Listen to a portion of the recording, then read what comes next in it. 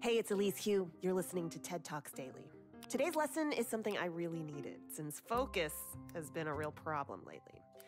The talk is about practice and how to practice most effectively to make us better at studying or hobbies or new skills. It's from our education arm, TED Ed, and created by educators Annie Bosler and Don Green. Mastering any physical skill, be it performing a pirouette, playing an instrument, or throwing a baseball, takes practice. Practice is the repetition of an action with the goal of improvement, and it helps us perform with more ease, speed, and confidence. So what does practice do in our brains to make us better at things? Our brains have two kinds of neural tissue, gray matter and white matter.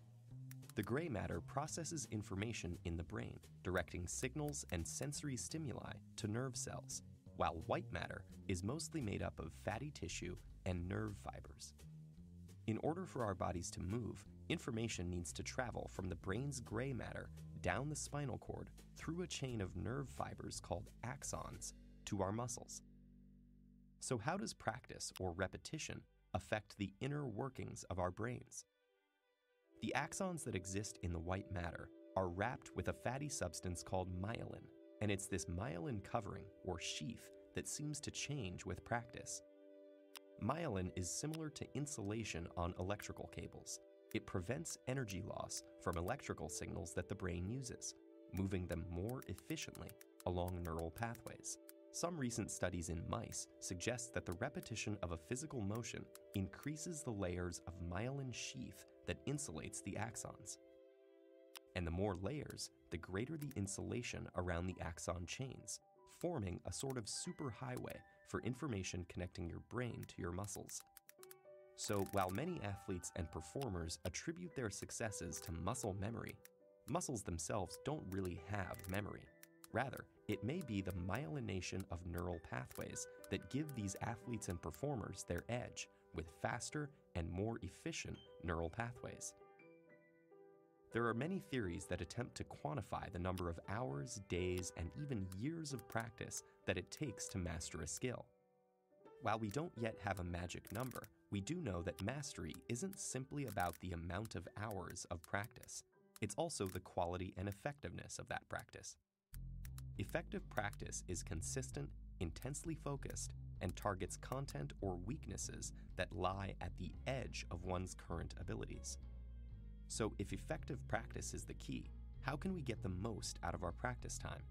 Try these tips. Focus on the task at hand. Minimize potential distractions by turning off the computer or TV and putting your cell phone on airplane mode. In one study, researchers observed 260 students studying.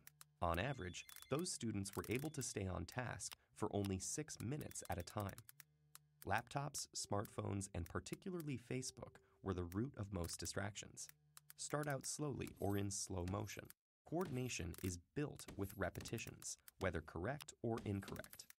If you gradually increase the speed of the quality repetitions, you have a better chance of doing them correctly. Next, frequent repetitions with allotted breaks are common practice habits of elite performers. Studies have shown that many top athletes, musicians, and dancers spend 50 to 60 hours per week on activities related to their craft. Many divide their time used for effective practice into multiple daily practice sessions of limited duration. And finally, practice in your brain in vivid detail.